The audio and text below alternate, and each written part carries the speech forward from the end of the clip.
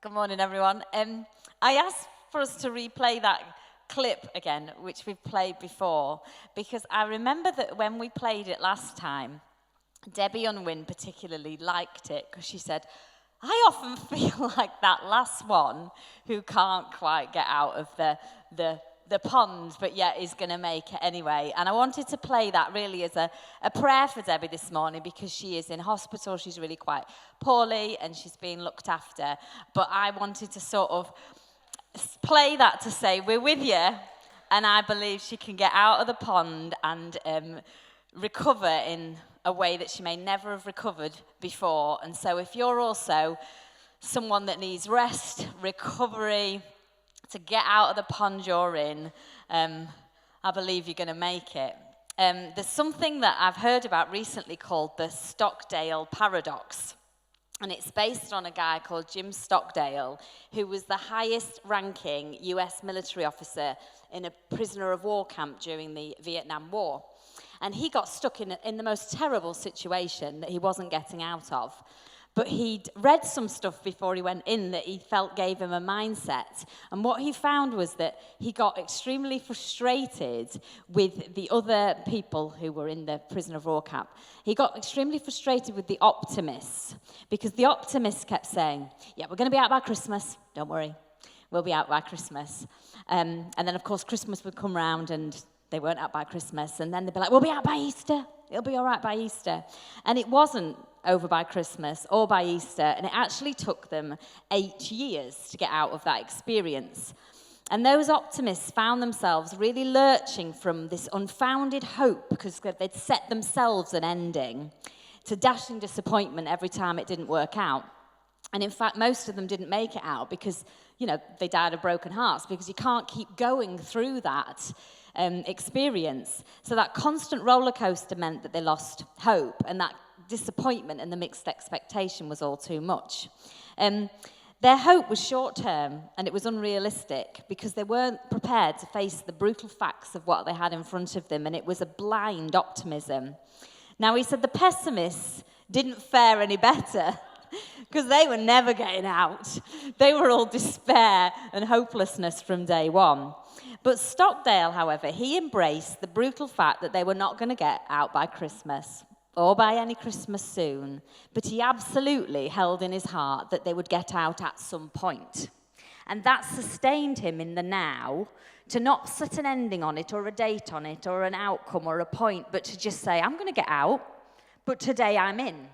And to do then what that day required of him. And he took that longer-term view as he confronted the brutal facts of his situation, but weighed them up, and then stopped living with a marked ending, just with a sense that at some point this part would end, however far away that was.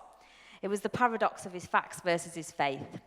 So for Debbie, for us, the problems we're trying to resolve were maybe not over by Christmas, and they maybe won't be over by Easter, and they might not even be over by next Christmas, next Easter, but right now, we have something that can sustain us in the paradoxes of the facts that we have, but the hope that we equally have. And you're going to hear from both Claire and Joel this morning, and I just would encourage you to listen, because whatever paradoxes you're facing in life, between what you want to believe and what you see, I believe there's going to be something to help you this morning. So please do listen and enjoy. So how was your morning routine? Did you have your Buddha bowl? I don't actually even know what that is, to be fair. Or a boucle sofa, but hey. I know it was unlikely to be the first scenario we heard in that soundbite.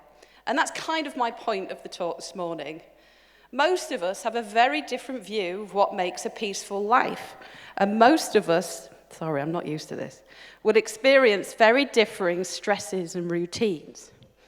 But isn't it funny how we heard in the soundbite, we can even make something that's supposed to work for our good a law or a rule or a structure that we must adhere to feel better.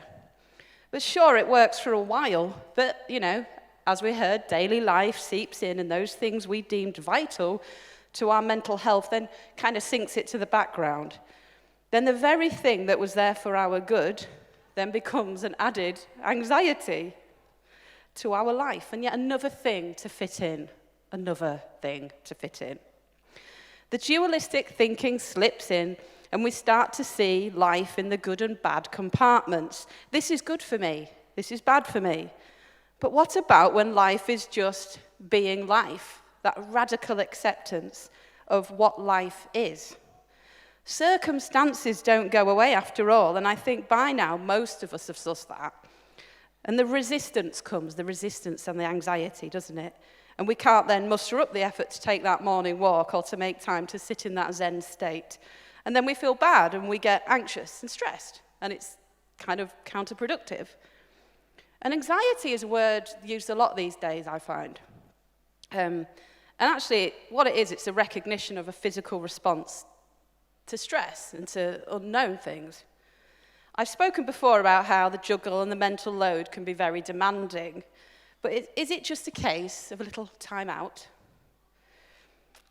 As it said in the soundbite, it's no big scoop that mindfulness, meditation, writing things down, etc. can benefit us. We know that. But when we make it something that doesn't fit with our life and it becomes we're trying to make a big change or we're trying to transform ourselves in that way, then typically it isn't really sustainable. But what is sustainable, though? Anxiety is a very real emotion that manifests itself physically. We feel it. That lump in your throat or the uncomfortable gut wrench. It's a physical manifestation of your anxiety. And I know, like, a bit of a disclaimer, there can be extreme anxiety or disorders and other things. And that's not necessarily what I'm talking about this morning. I mean, this is where it starts. But I kind of feel like that's another topic, and I'm talking more about this day-to-day stuff. I've come to believe that anxiety can spur us on and be a guide. Athletes refer to it as being pumped. At a certain level, if you have chosen to live a certain life, having kids, a demanding job, a busy social life, running a business, taking A-levels, buying a house, then a level of anxiety is expected. Anxiety is the price of freedom, right? We've heard that before. So in our freedom, we choose a path, and with that can come anxiety. The truth is we can't escape it. And there's a level of expectation that will go hand in hand with anxiety. And maybe, and yeah, I'm suggesting this, fighting against it and denying it actually doesn't help. That resistance just creates more anxieties and more problems. And adding more rules to how we can squash it can actually sometimes just add to it. Can we find mindfulness and awareness within it? Is our meditation about looking within and having a conversation with our anxiety in the moment, a renewing? What is your anxiety telling you? Anxiety, in all honesty, is a response to a past or future event that doesn't exist. It's rooted in the unknown. We bring it into our now reality and make it a present experience. But it's usually pretty telling, and often is a reaction or a trigger to an experience, whether it's happened or not. But maybe there's a feeling attached to that anxiety, and it's actually exposing something to us that we're trying to kind of press down. Is it actually anger rising up after a conflict, or sadness from a hurt we've had? Is it fear? Suppressing anxiety could be suppressing a feeling that's trying to tell us something. Eradicating its existence won't help you entirely. We can't vilify a whole pool of emotions. Fear, anxiety, sadness. Anger, for example, can actually sometimes energize you and motivate you in some scenarios. Your fear could be letting you know something too. And your sadness, that we heard last week from Danny with the lovely Inside Out clip, it could be leading you to joy and peace. It can be a resolve. Anxiety is part of the whole of the human experience of being wholly human. The paradox, as Jenny said just a minute ago, of feeling motivated, for example, of me this morning to speak on stage, but there's anxieties that go hand in hand with that. But it still drives me to come up here and do this because I know there's also good in it. Like the flow theory I talked about once, finding the right balance of challenge, the risk versus the task. Anxiety can dwell here. The light and shade of daily existence.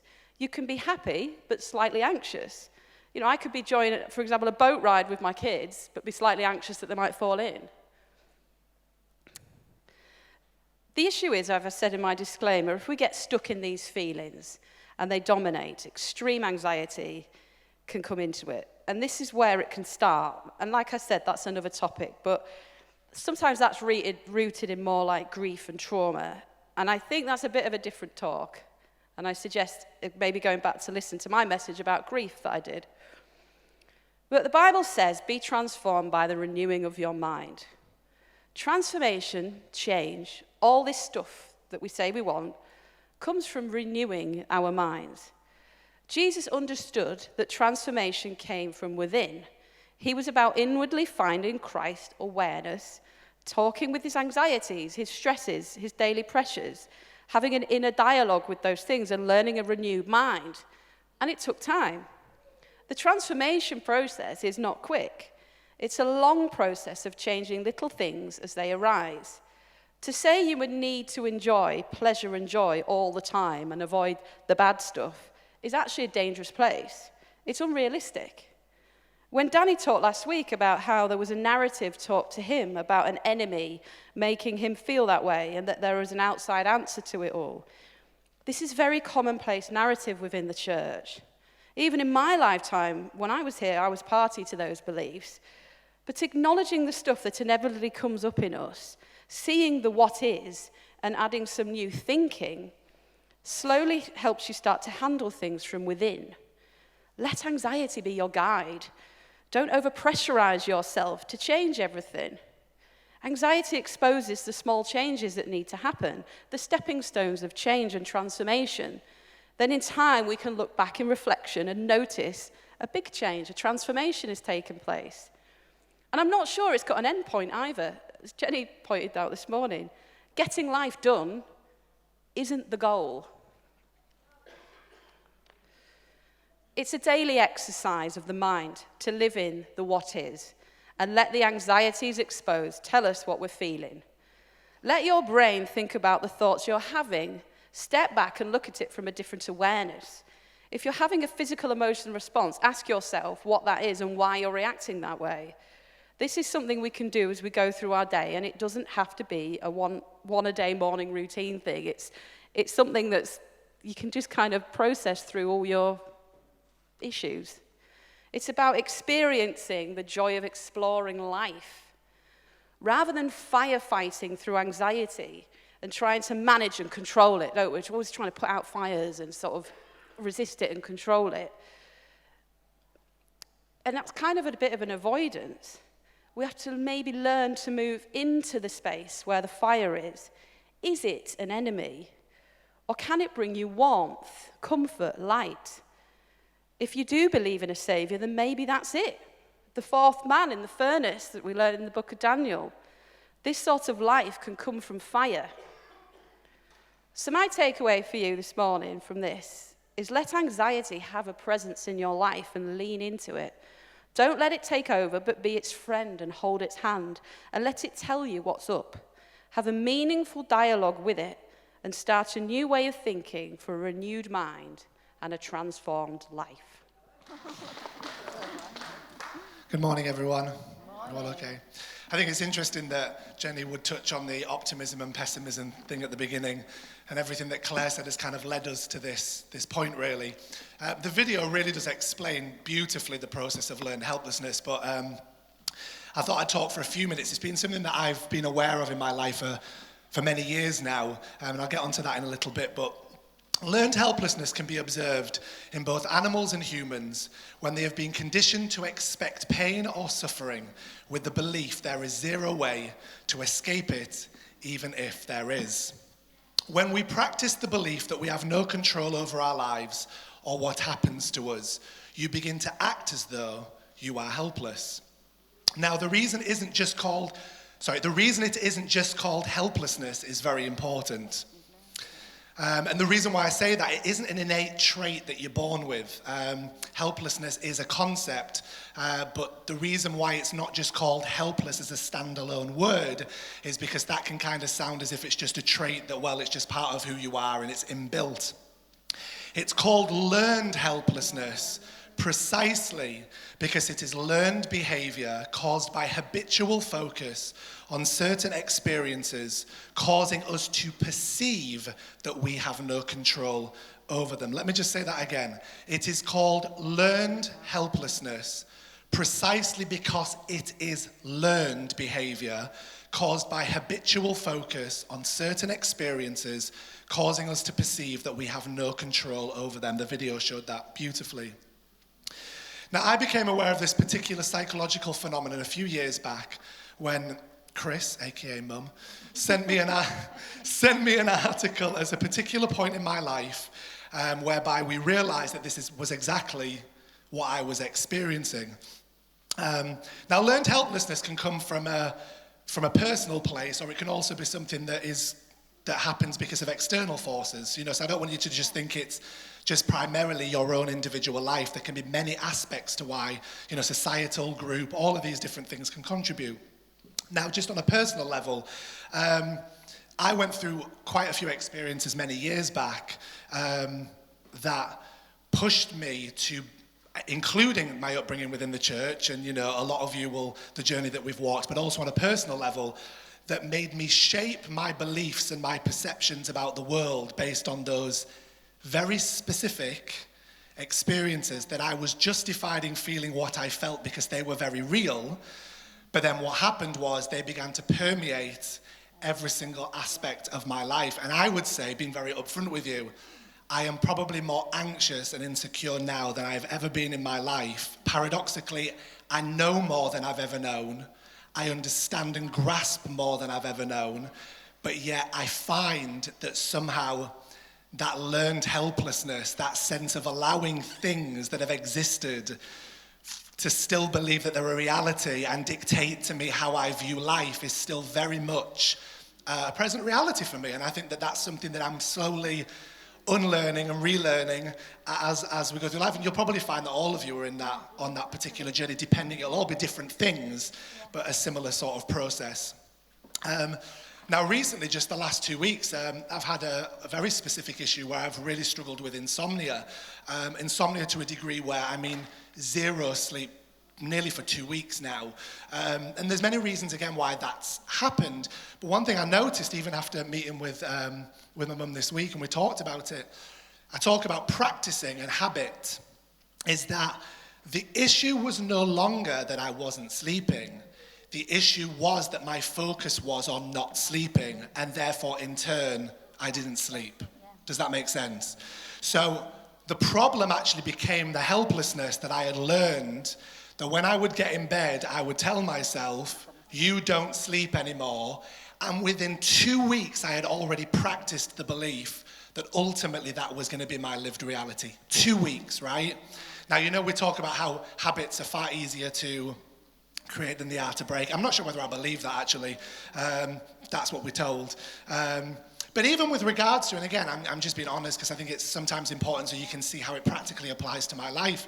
Even with regards to the situation over the last 3 years and all the implications that that's had, and it's had an impact on everybody's life, I think more than we think, actually.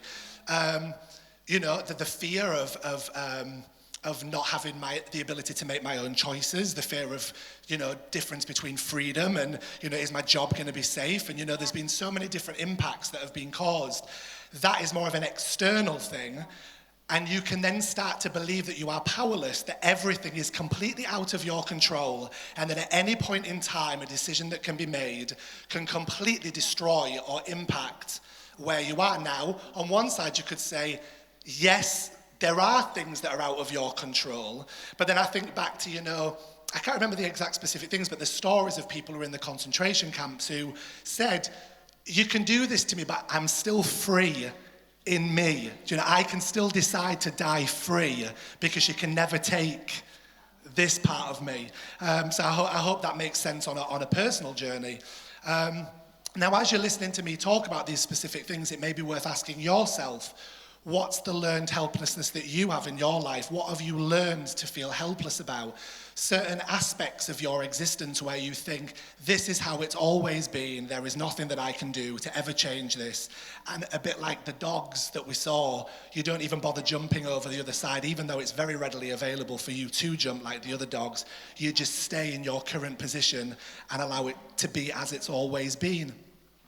Now, I looked a little bit further into this, and the studies surrounding this particular matter concluded that learned helplessness causes 3 deficits. If you're taking notes, you might want to write these down because I think they're quite interesting.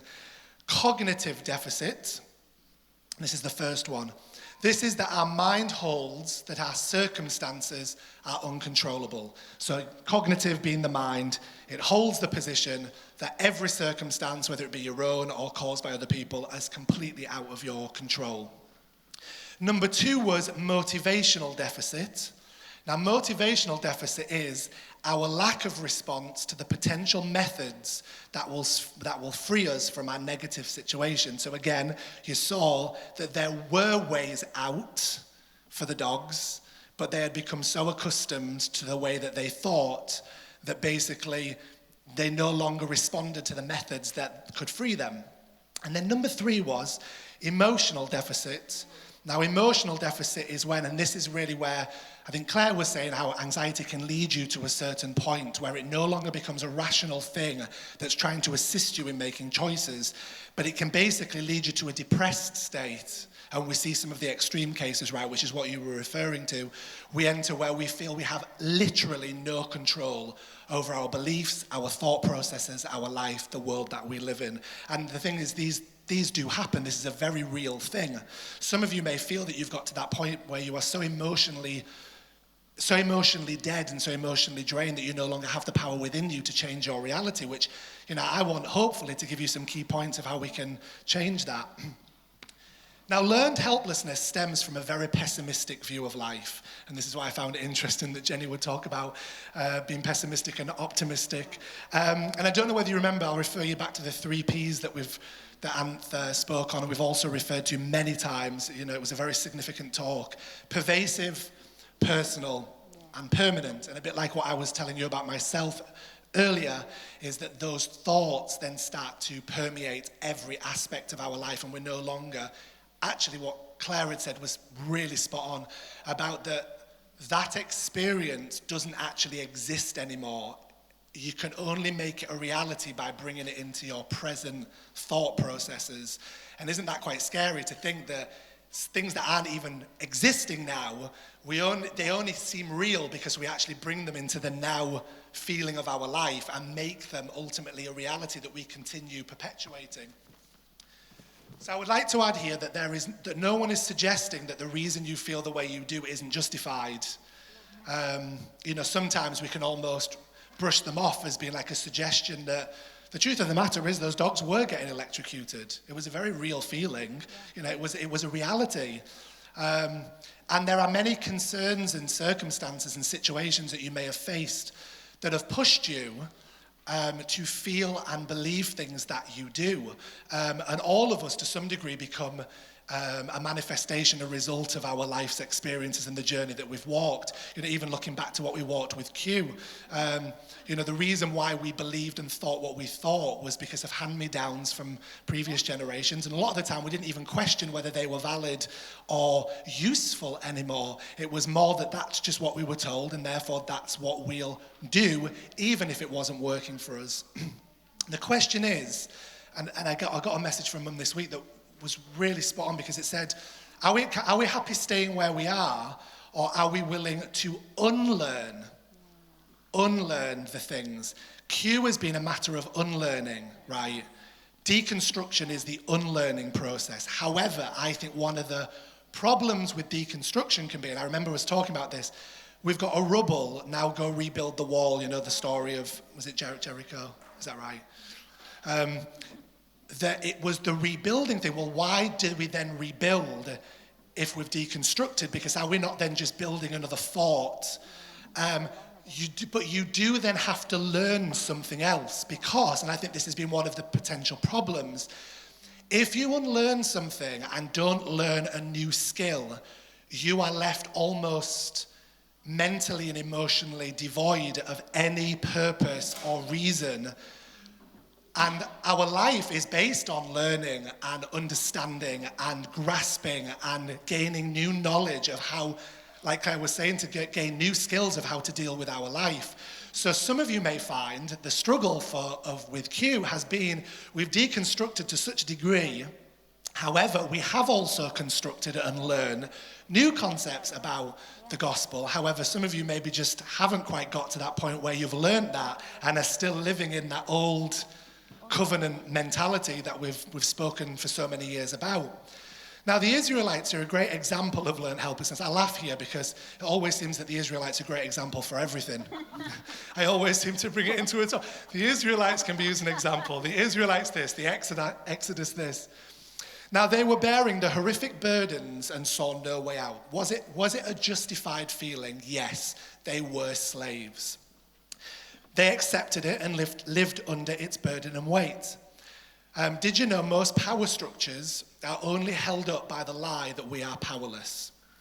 Now, whether that be the power structures of your mind or the actual physical power structures of politics or government or whatever, one of the reasons why they can become what they become, personal or societal, is because the individual believes that they are powerless and have no ability within their own right. You only need to, again, look at recent times to see this occurring. However, you actually have more power than you think over both your own life and over, this is why I like when Jordan Peterson says, if you first make your bed, learn how to make your bed, you can then start to think about changing the world. Now, it's interesting because at this point I thought of the film Ants. Can you remember the clip about, one puny ant? And like one puny ant can do nothing, and then he opens the thing and all the nuts fall out, and he says, yes, but if everyone stands up, basically that's when you get your revolution. And it's the same, once you stand up and learn a new idea and a new thought that says you do have control over the way you think and feel about your existence, that's where the revolution begins, right? Now, when the Israelites were delivered, ironically, they resist because they had become blind to the possibilities beyond their slavery. Like you say, optimism had completely disappeared. They were so used to their way of life. They had learned that the burden that they lived under was just normal, and that's how they were going to live. Now, whilst they had been freed from slavery, the slavery continued to exist within their minds as a pervasive, personal, and permanent reality. Now, the most powerful antidote to learned helplessness is, and I'm going to use these words before optimistic because I think it's important, is realistic and rational optimism. Right? And I use those words. They're two of my favorite words at the minute, is realistic and rational particularly. Because what that means is you assess the situation and you look at what's realistic, what can be done, what can't be done, and therefore you make choices with that in mind. If you can learn you are helpless, and a lot of people don't believe this, if you can learn you are helpless, you can also learn you are not helpless. Yeah. Hear me.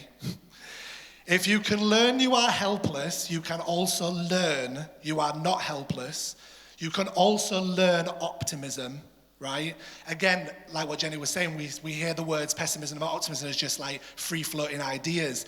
Again, they're things you learn. You learn pessimism by experience. You learn optimism by experience. Now, in any situation, ask, 1, is this going to last forever, permanent, or is it temporary? I would suggest that everything's temporary, everything, right? Danny said this in his song last week. This too shall pass. That's been in my mind this week. You know the term, this too shall pass.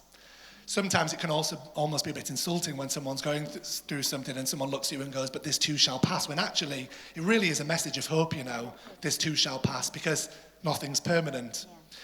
Will this pervade every aspect of my life, or am I, because of my attention to it, feeding it and allow it to permeate my very existence? That's what I said earlier about practicing a thought. Number 3, is it my fault? Kind of doesn't really matter if it is or not. Or is it the result of others? You could say one's in your control and one isn't. Either way, one must hold an accurate and again, rational perspective without judgment, allowing us to move forward rather than descend further into helplessness. Now, habits are simply beliefs that have gained momentum and now occupy the main space of our thought processes. Hear that? Habits are beliefs that have gained momentum. They are and have become the object of your attention, and therefore we continue to practice these thoughts processes, and it remains our continued experience. Hence, if you are trying to quit smoking, anybody in here? If you are trying to quit smoking, the worst thing you can do is talk about quitting smoking. Any good therapist would say, if someone sits in front of you, therapist, I want to quit smoking. Right, let's talk about your smoking habit. Okay, all you're now doing is reminding me that I want a cigarette. Do you hear? And I'm using that as an example because it's a very real habit. It can be applied to anything. What do? When someone says, this is my habitual thought process, we start telling them all about that issue. So then they start hearing the issue and they start practicing the very thing that they want to get rid of, which becomes just a vicious cycle. You have to learn something absolutely new to counteract your current position. Now, learned helplessness can be burdensome, like I said about the Israelites. My struggle with insomnia this last few weeks hasn't been pleasant at all, but the helplessness I felt was much more unpleasant. Yeah. That was deeper. And when I sat and had a long conversation this week, you can kind of resolve the feeling of what not sleeping is going to create. You know what it's like when you're jet lagged or, natural feeling. However, the belief that it's never going to change, the level of hopelessness that can bring with it becomes a whole other baby in its own right, and that's where the struggle then and the wrestle becomes. And that's where it starts to feel heavy. Yeah. Now, why am I saying these things? Why do you think Jesus said, "Come to me, all you who are weary and burdened, and I will give you rest. Take my yoke upon you and learn from me, for I am gentle and humble in heart, and you will find rest for your souls. For my yoke is easy and my burden is light." Remember, Jesus showed up in a very specific time where the people who he was dealing with had learned to accept that things were as they are. Yeah, they had a wrathful, vengeful God that sought penance from everybody. That ultimately, and I'd said this on the chat when we were talking this week, when Jesus was healing people, remember, he first said, "I first forgive your sin. Now take your mat and be healed." Why? Because the disease wasn't that of the physical ailment. The disease was one of the mind. And what he was saying was that the issue that we're seeing here of disease, the physical part will probably be fixed if you deal with the helplessness that you feel within that tells you there is no other way that your life can be. And I think that's very, very powerful. Take my yoke upon you, my burden is light. Jesus' objective was to get the people to unlearn their faulty images of God. Some of you need to unlearn your faulty images of yourself and the world around you because it's not doing you any favors at all. And I speak to myself there. Peace I give to you. Let not your hearts be troubled and let them not be afraid. All things are working together for your good. Never worry about anything, but let the peace of God transform your heart and mind. I said this recently. The Bible now makes more sense to me than ever, and I stand by that. I think it's the most phenomenal, fabulous piece of literature. I think it explores the wrestle between God and man. I think it shows you the principles of the mind, emotion, beliefs, the struggles of self, spirituality. All of that is showing you what man has struggled with, really since the dawn of time. Sadly, it was hijacked, which we've talked about a lot, but all I would say is, when you change your perspective of who God is, when you read something, even the way that it comes, I just read those, there's just a few scriptures there, but they become very meditative, and they really calm the soul and the spirit. And I think it's, for some of you, you may want to go back and just read it. Now we've got this newfound revelation of who God really is, right? So in closing today, I hope this has made some sense and been clear for you. I want to end with this. 2 little paragraphs. God, grant me the serenity to accept the things I cannot change, the courage to change the things that I can, and the wisdom to know the difference. The last line is a very powerful line. The wisdom to know the difference. And finally, everything is temporary. Emotions, thoughts, people, scenery. Don't become so attached. Just flow with it. And I'll close there. Thank you very much.